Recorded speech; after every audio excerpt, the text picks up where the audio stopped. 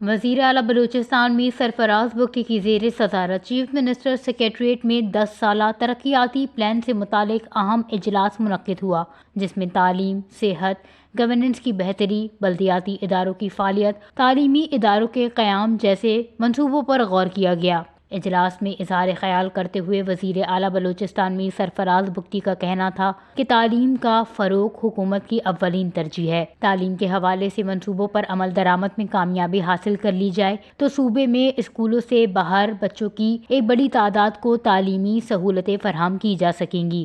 حکومت بلوچستان تعلیمی میدان میں بہتری کے لیے عملی اقدامات کر رہی ہے اور اس حوالے سے تمام وسائل بروئے کار لائے جا رہے ہیں تاکہ مستقبل میں تعلیمی اہداف کو حاصل کیا جا سکے۔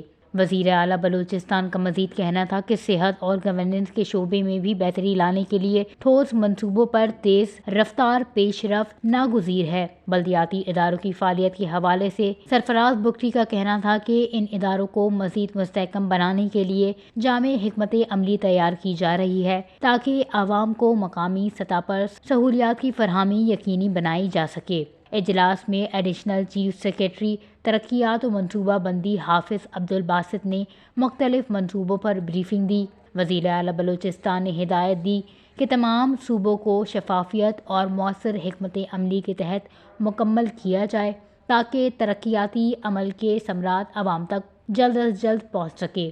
انہوں نے یہ بھی کہا کہ حکومت بلوچستان ترقیاتی اہداف کے حصول کے لیے تمام ممکنہ اقدامات کرے گی اور عوامی فلاح و بہبود کے منصوبوں پر عمل درآمد میں کوئی کسر نہیں چھوڑی جائے گی۔